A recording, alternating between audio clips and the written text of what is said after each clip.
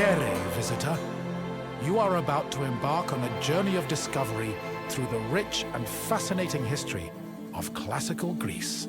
You'll become fully immersed in the painstakingly detailed world built for Assassin's Creed Odyssey, which you are free to explore at your own pace, without any danger or time pressure. For a directed experience, take one of the many guided tours curated by prominent historians and archaeologists.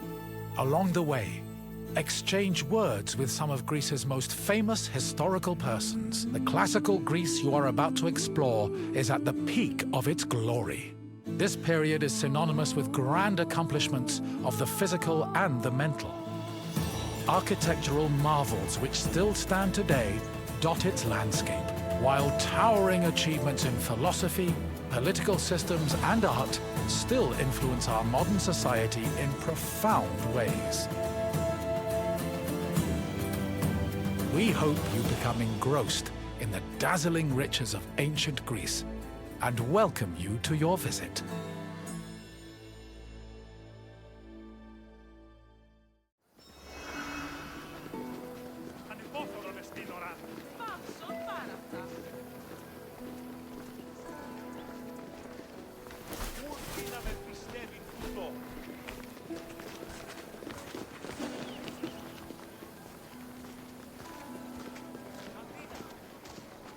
Τελείωσον. Αλόκοτον τα μάλα.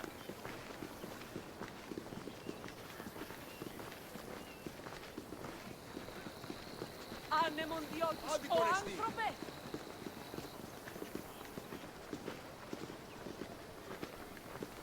Τι λαμβάνει η χώρα?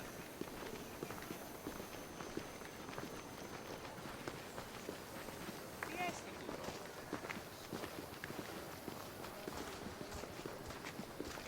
Τι τούτο είναι?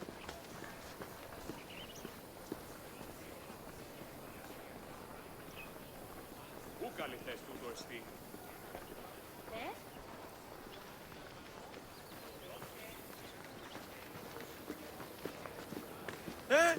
Τι το τούτον?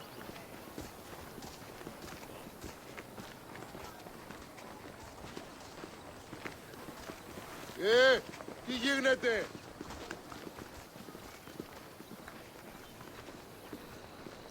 Οι οφθαλμοί μου πεσεύουσι.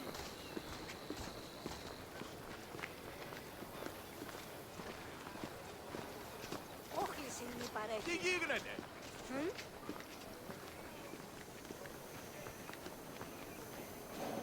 Greetings, wanderer, and welcome to the Acropolis, the shining jewel of Athens. My name is Aspasia. Though I am not originally from Athens, I have climbed to the top of its social ladder using my wit and intellect. I've even earned the love of Pericles, one of the most powerful men in the city. The mind truly is a beautiful thing.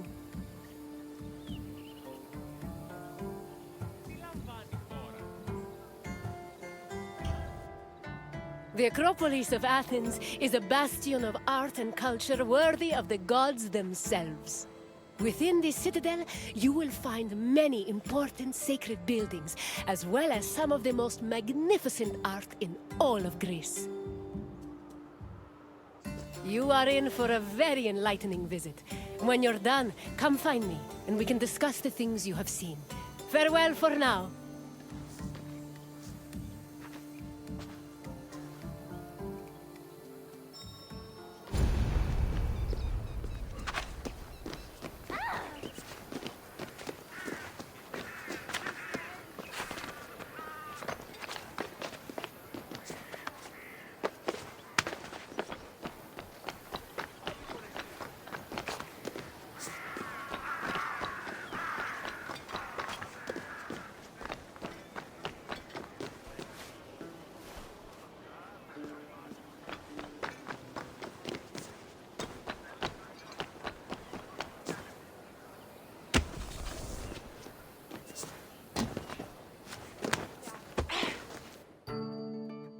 The Acropolis has gone through many changes in its long history. It began as a simple rock, was settled as early as the Neolithic period, and then became a fortress in the Mycenaean period. Stone buildings started appearing in the 7th century BCE. But the famous structures whose ruins remain visible today date mainly from a period of construction in the 5th century BCE. The location of the Acropolis is closely tied with Athens' foundation myth. Supposedly, it was the site where Athena and Poseidon competed for the city's patronage. This connection gave the Acropolis a sacred aura, and it was considered the religious heart of the city.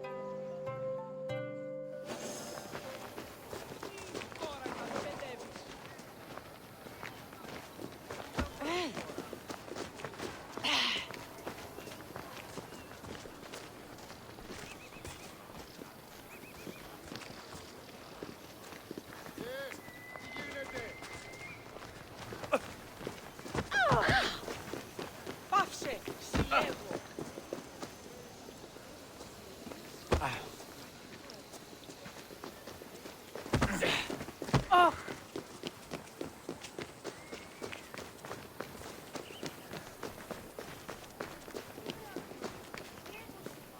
The Acropolis has gone through many changes, and it began as a simple stone building that looks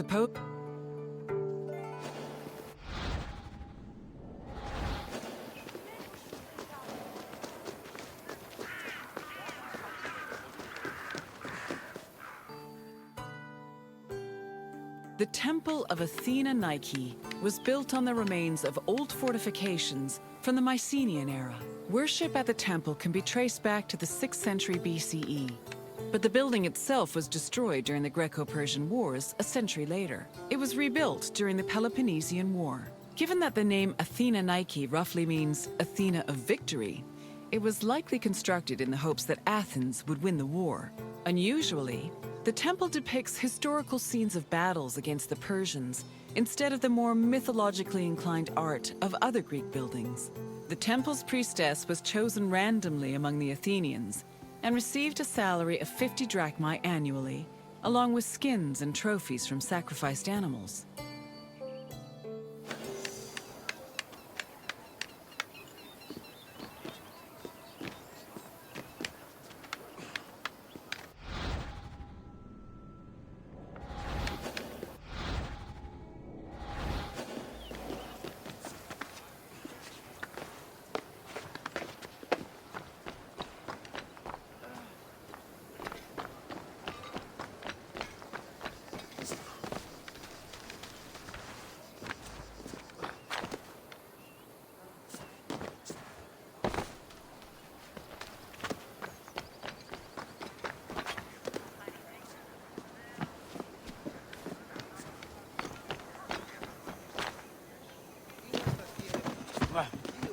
The Acropolis was built up over a long period, due in no small part to its partial destruction during the Greco-Persian Wars.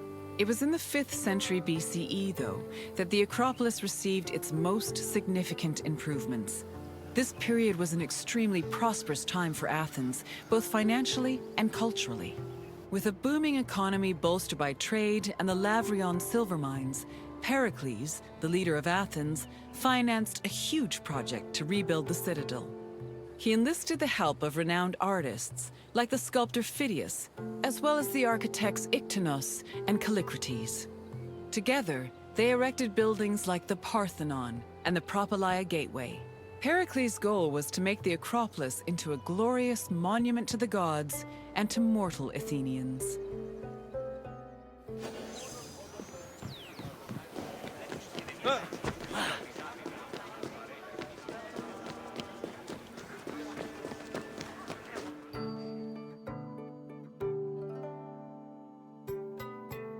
Behind the Propylaea was the giant bronze statue of Athena Promachos, or Athena who fights on the front lines. That name was reflected in the spear and shield the statue held in its hands. It was erected in the mid-5th century BCE by the artist Phidias. According to an inscription, it took 9 years to make and cost almost 500,000 drachmae. At approximately 10 meters tall, the statue was apparently so large that Pausanias claimed its helmet and spear tip could be seen from the sea near Cape Sunion, 60 kilometers away.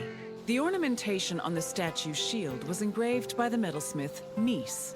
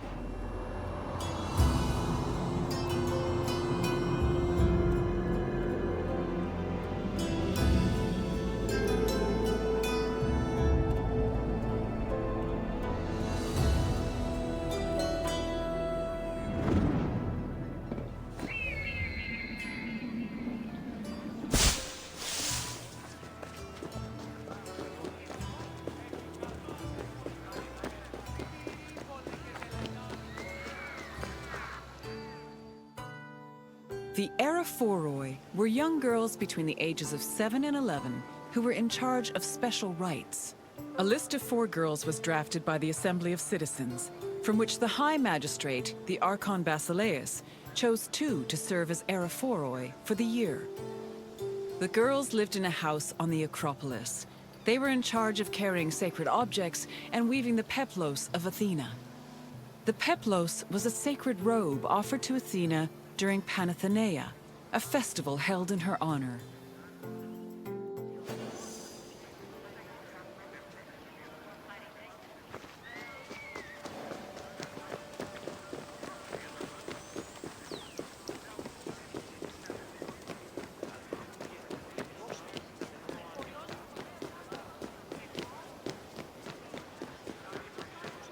The Erechtheion was an atypical temple. It was dedicated not only to Athena Pelias, but also to Cecrops, the mythical founder of Athens, his son Erechtheos, and even Poseidon, the sea god who challenged Athena for possession of the city. The temple was divided into sections. The eastern part housed a statue dedicated to Athena, while the western section jointly belonged to Poseidon and Erechtheos. Meanwhile, King Cecrops' grave was believed to be under the caryatid porch. Under the temple was a crypt that was said to contain the sacred snakes of Athena. The snakes may have had a sweet tooth because the priestesses of Athena allegedly fed them honey cakes.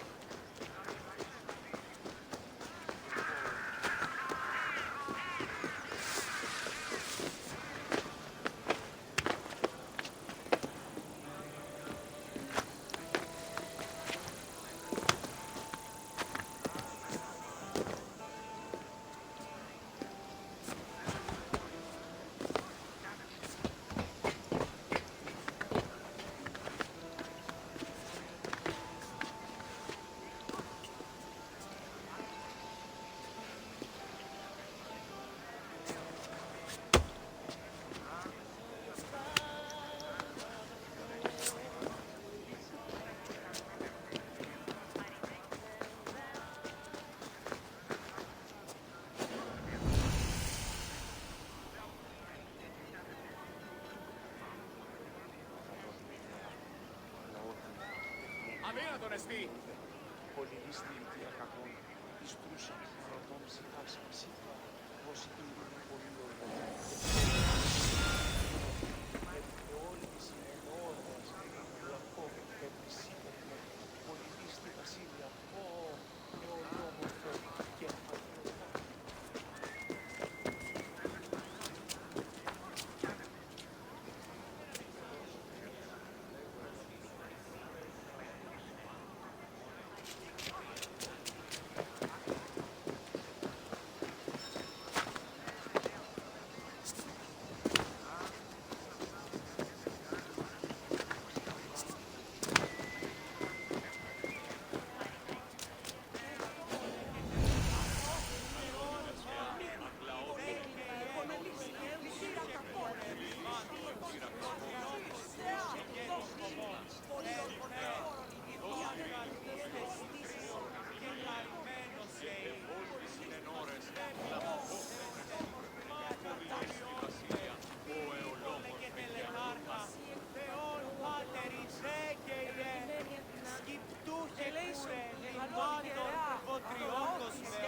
Επικαλώ με σε, μάταρ, πολιώνει με, πυρήπολε και τελεπάρχα, Θεός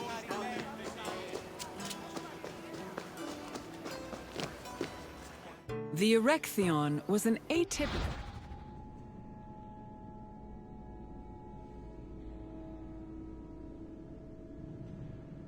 temple. It was dedicated to east under the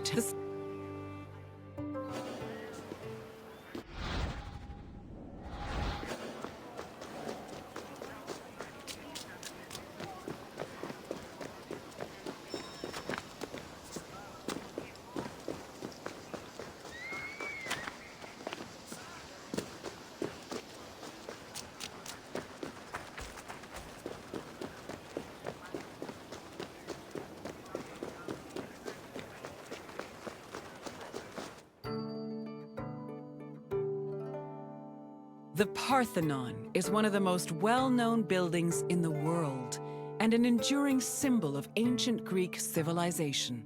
While it is located on the Acropolis, the building is not a traditional temple. It was built by the sculptor Phidias and the architects Callicrates and Ictinus as a great monument to the glory of the city of Athens. That glory is evident in its many carvings. One of the most carved monuments in Greek architecture, the Parthenon's decorations depict several mythological scenes. These include the birth of Athena, her fight against Poseidon for the patronage of Athens, the gods' battle with the giants, and the procession of the great Panathenaea.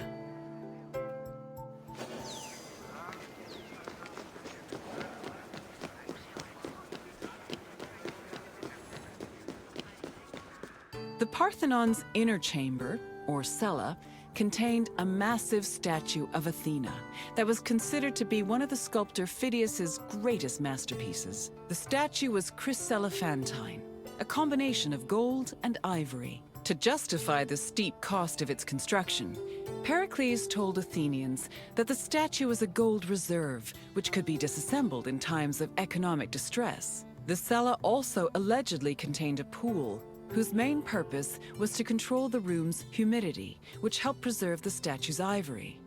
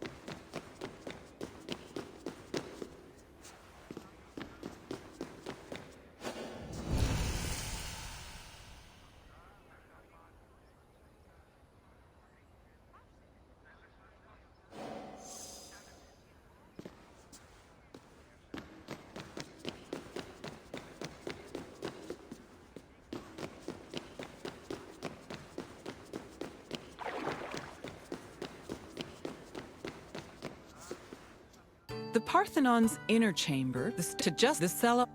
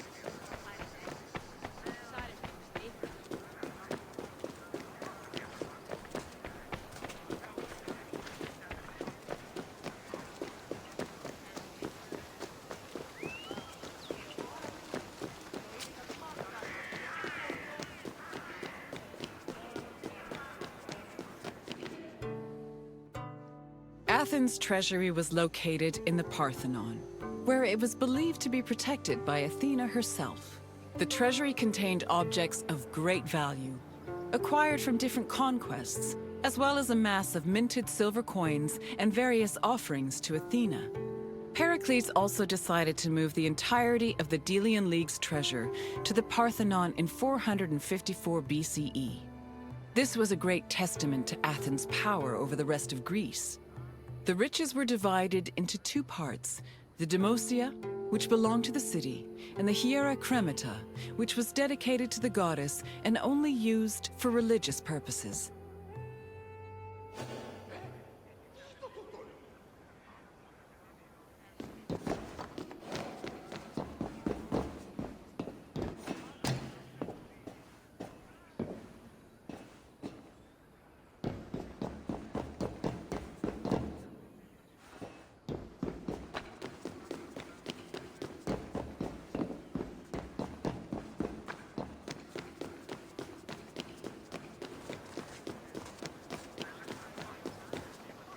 And what did you think of the Acropolis? It truly is quite something, isn't it? A sacred sanctuary and an architectural marvel, all in one. If you have any questions, don't hesitate to ask.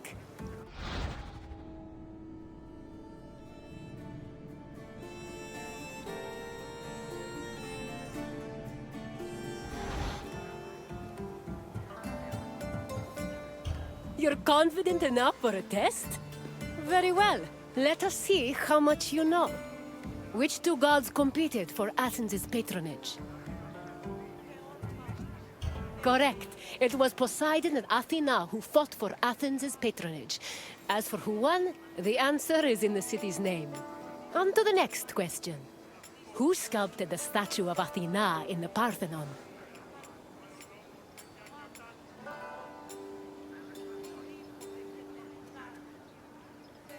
Correct. The renowned sculptor Phidias made the statue, which was considered one of his masterpieces. And now, the final question. Which king's tomb was believed to be under the caryatid porch?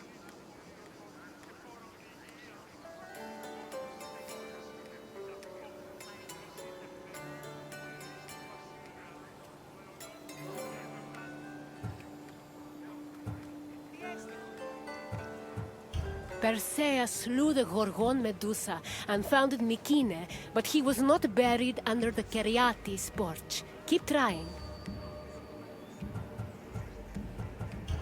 I'm afraid not. Menelaos was known for two things: marrying Helen of Troy and going to war when she left him for the beautiful Paris.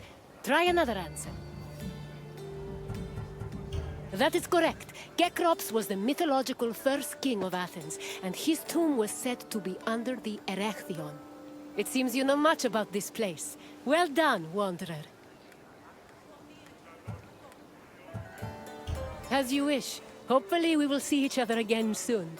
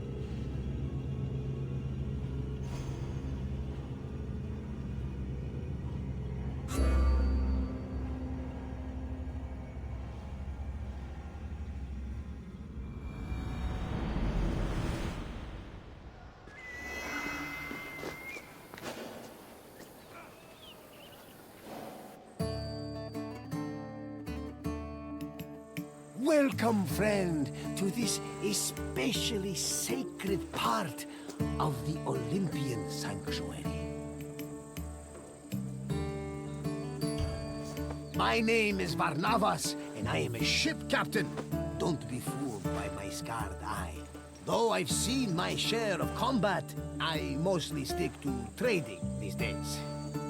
Well, trading and introducing visitors like you to wonderful sights like this. My name is Varnavas, and the sanctuary of Olympia was dedicated to Zeus, king of the gods. It had close connections to the divine, as you will see very soon. I'll come find you when you're done, and we can talk about what you've learned.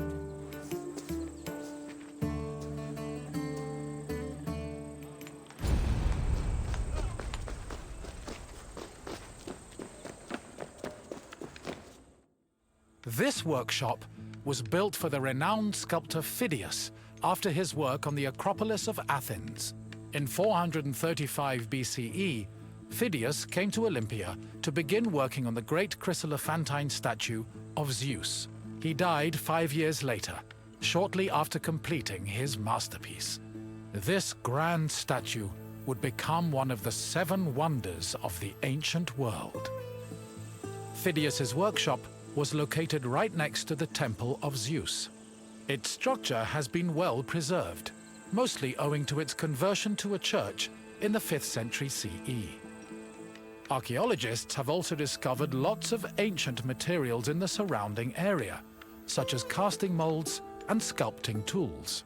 The most famous artifact, however, is a cup bearing an inscription that aggressively states, "I belong to Phidias."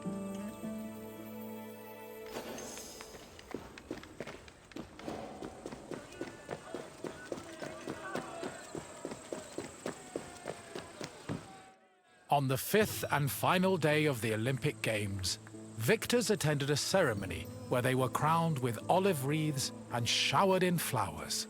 The crowns came from the sacred olive tree of Zeus, which was planted near the god's temple. A young boy trimmed the branches with a golden sickle before giving them to the Hellanodikai to turn into wreaths. After the crowning ceremony, it was time for great feasting and celebration.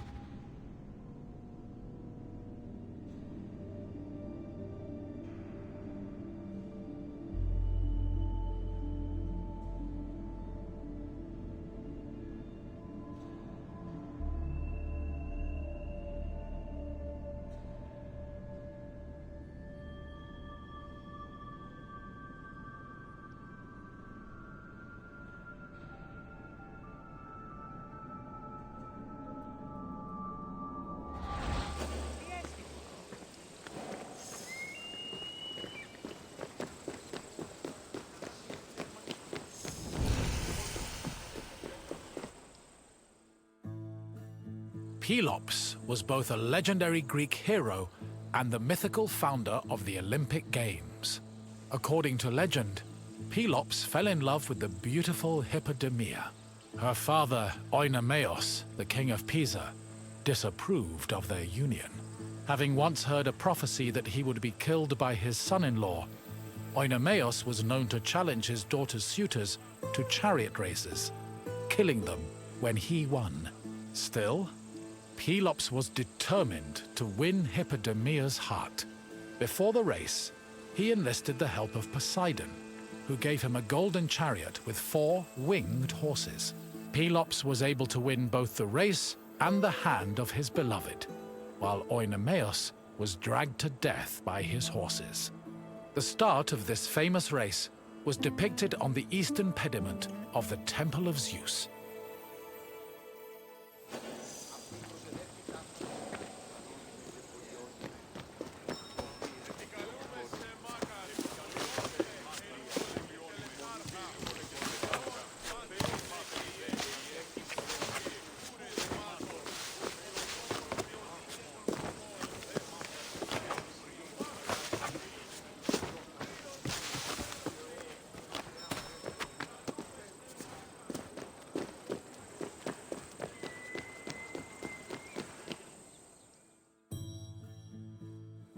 The Heraion was a temple dedicated to Hera.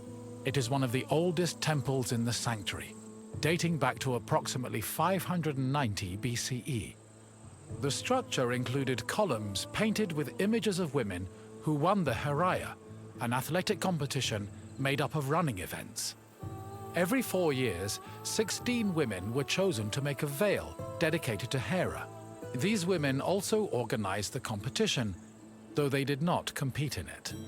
The Heraia was unique for its focus on female athletes, in contrast to the male-exclusive Olympic Games.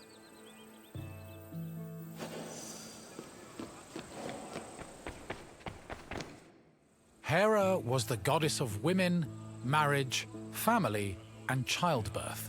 She ruled Mount Olympus as Queen of the Gods, along with her husband and brother Zeus.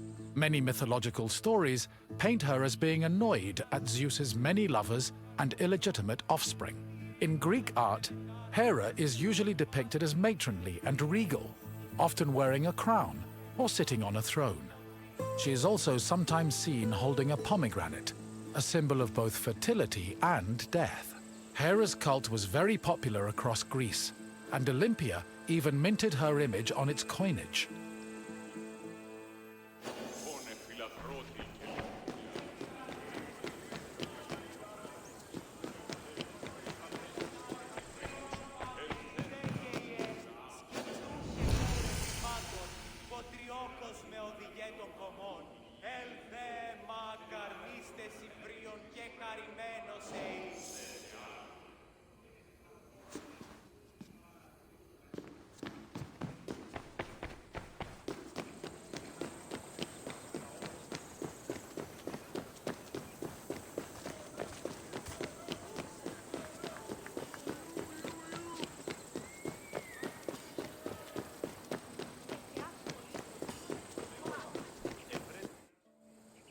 One of the highlights of the Olympic Games was a ceremony that took place on the third day of the festival.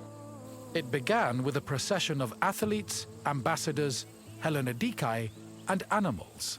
The group made their way around the Altis until they arrived at the Temple of Zeus. Then the animals were brought in front of the altar of Zeus and offered as a sacrifice. This sacrifice was known as a hecatomb, a word that originally described the sacrifice of 100 oxen. During the hecatomb, the bones and legs of the animals were burned and carried to the top of a mound of ashes from previous sacrifices.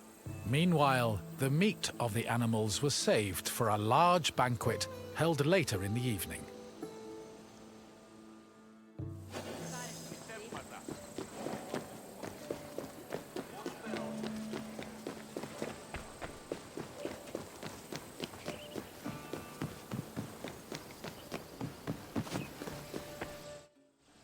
The Olympic Games were dedicated to Zeus, and all the ceremonies and events were hosted in his honor.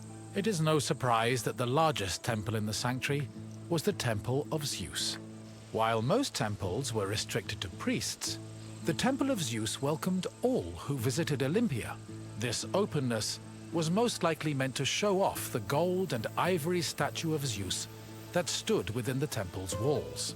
The building also featured art depicting both versions of the Olympic festival's founding myth. The eastern pediment showed a scene from the legendary race between Pelops and Oinomaos. The temple's metapiece, meanwhile, showed the 12 labors of Heracles, the other mythical founder of the games.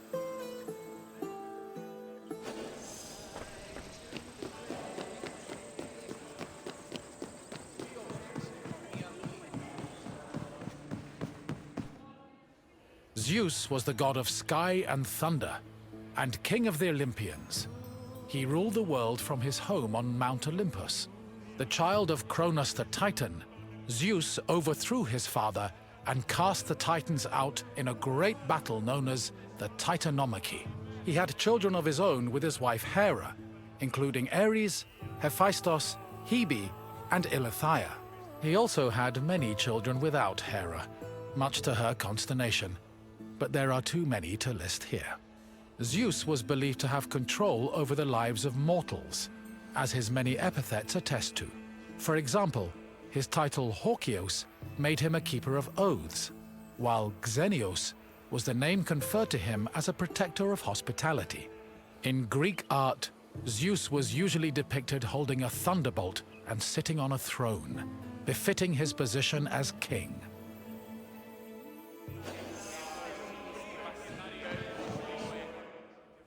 The Temple of Zeus was home to the chryselephantine statue of Zeus, one of the 7 wonders of the ancient world. The statue, made of gold, ivory, and wood, was sculpted by the renowned artist Phidias. At 13 meters tall, it was as impressive looking as it was difficult to maintain. Oil was used to protect the wood and ivory from cracking and to prevent general decay. While the statue does not exist today, it was thankfully described by Pausanias in great detail, so its legacy lives on.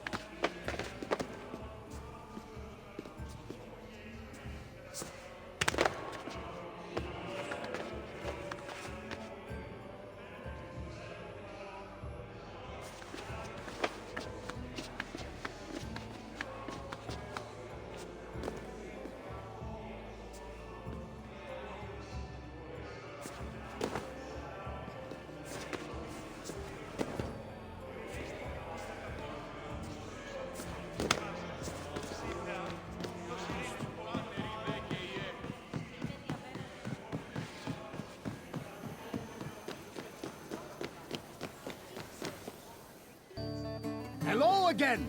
I hope you enjoyed your visit and feel a little bit closer to the gods. Well, as close as a mortal can get. Is there anything else you'd like to do? Farewell for now.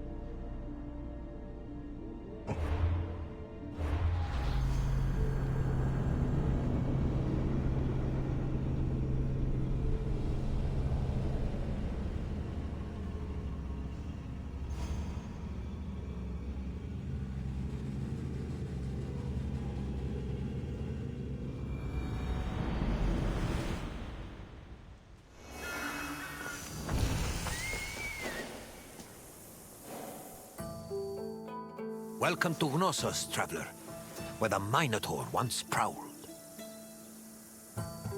Gnossos was the seat of the old Minoan civilization, where King Minos once supposedly ruled. These ruins have been the backdrop for many important events in both history and mythology. Look for me when your visit is over, and we'll discuss what you've seen.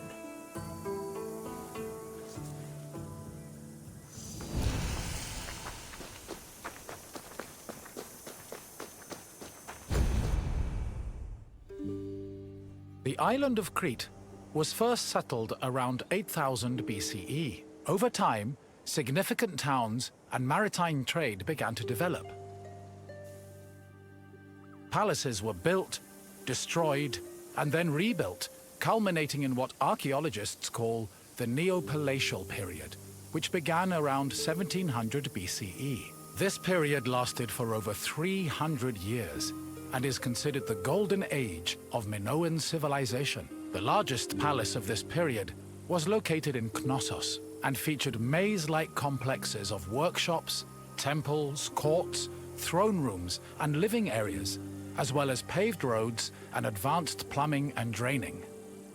Trade and external relations were important to the Minoans, and their networks extended across the eastern Mediterranean. As a result, the people of Crete and the lands they traded with often influenced each other and exchanged ideas, usually through peaceful interactions instead of military conflict.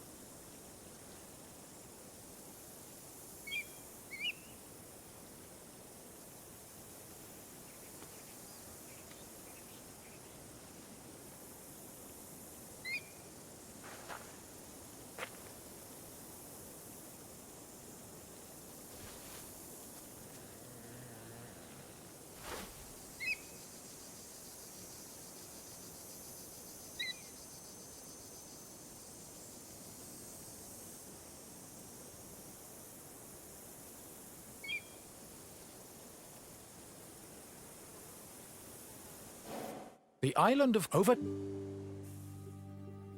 palaces were built this large and featured trade as a huge.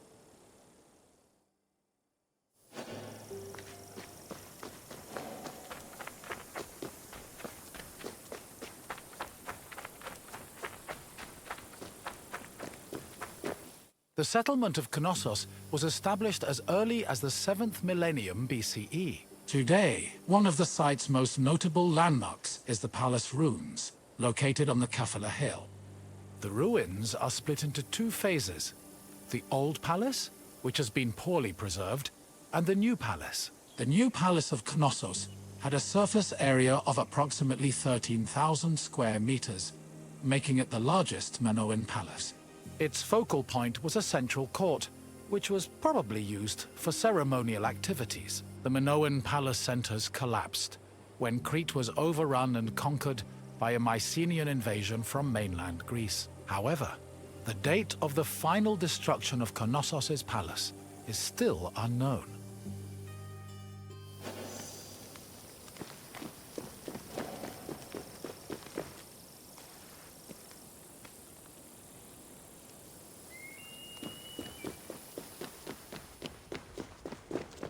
During the new palace phase, the ground floor was dedicated to economic activities and contained large storage rooms. The residential quarters, which notably had toilets, were located southeast of the central court, at the foot of the grand staircase.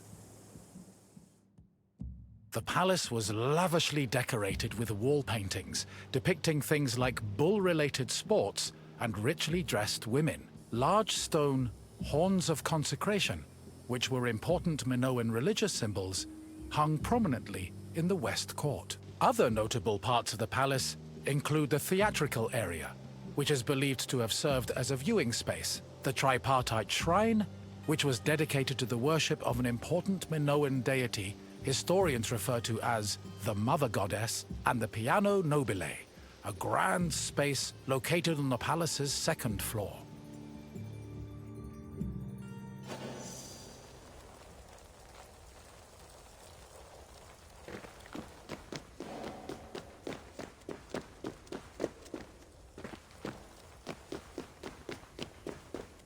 During his trips to Crete, archaeologist Arthur John Evans discovered several ancient tablets. They eventually led him to define the forms of Minoan writing known as Linear A and Linear B. The Minoans used these forms of writing for recording many things, including business transactions. For example, one clay tablet discovered at the Palace of Knossos was inscribed in Linear B script. The tablet detailed the transfer of coriander, often used in the perfume industry, between a man named Kyprios and another person named Twinon. The deciphering of tablets such as these has given historians great insight into many aspects of Minoan culture and society.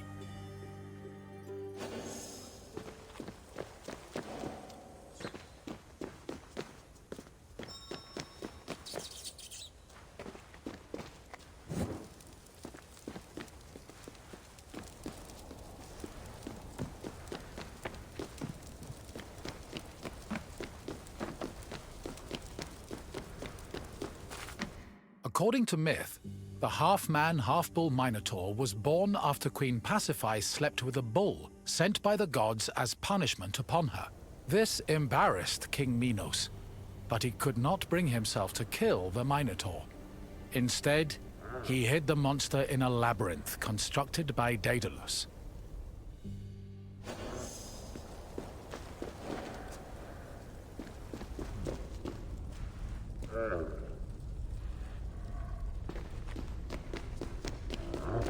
Daedalus was an important figure in Greek mythology, an ingenious inventor. He once became so jealous of his similarly clever nephew that he threw him from the top of the Athenian Acropolis. As a consequence, Daedalus was banished from Athens, though this did not prevent him from being able to get work. In Crete, he was hired by Queen Pasiphae to construct an artificial cowsuit that would allow her to seduce a bull she was particularly taken with due to a curse from the gods. Daedalus complied, and his invention helped facilitate the birth of the Minotaur. Afterwards, Minos conscripted Daedalus to build the labyrinth, presumably as penance for his role in creating the Minotaur. But perhaps the most well-known story about Daedalus involves his son, Icaros, who used wings built by his father and flew too close to the sun, thus plummeting into the sea.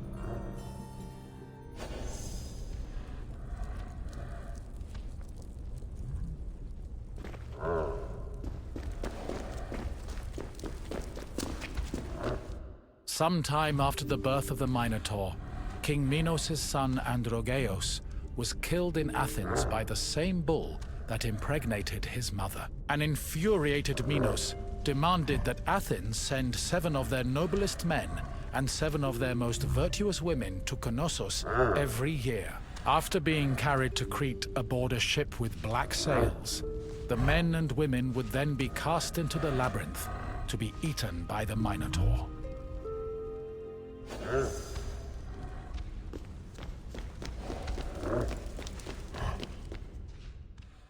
One of the Athenian youths chosen to be imprisoned in the labyrinth, Theseus, had enough of the morbid ritual. Before leaving Athens, he proclaimed he would kill the Minotaur, then return to his city on a ship flying white sails. Before entering the labyrinth, Theseus met King Minos' daughter, Ariadne, who fell madly in love with him. Ariadne provided Theseus with a thread he could unravel to help him find his way back out of the maze. Armed with this thread, Theseus entered the labyrinth, killed the Minotaur, escaped the maze, and set sail for Athens with Ariadne by his side.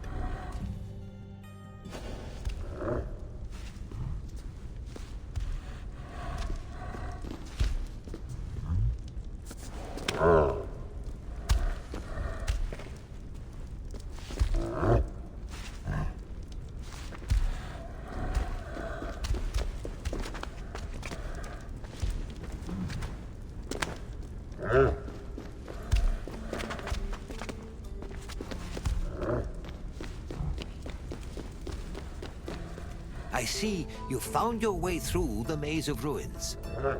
The Minoans played a large part in shaping Greek myths, but also in introducing influences from other places and cultures. Now, what else would you like to do?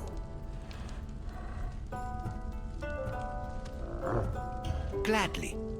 Follow me.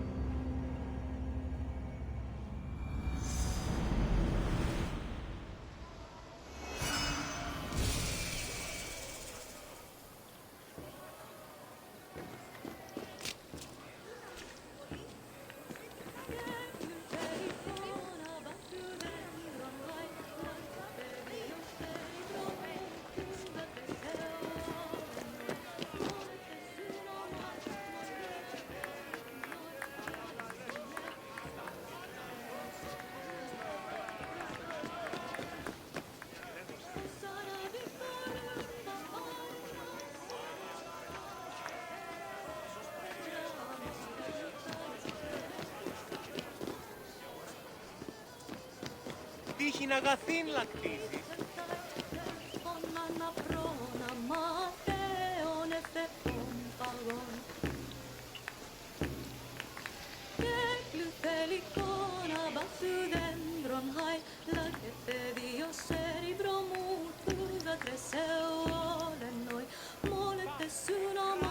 Mon hina poivonoi, daisimme söte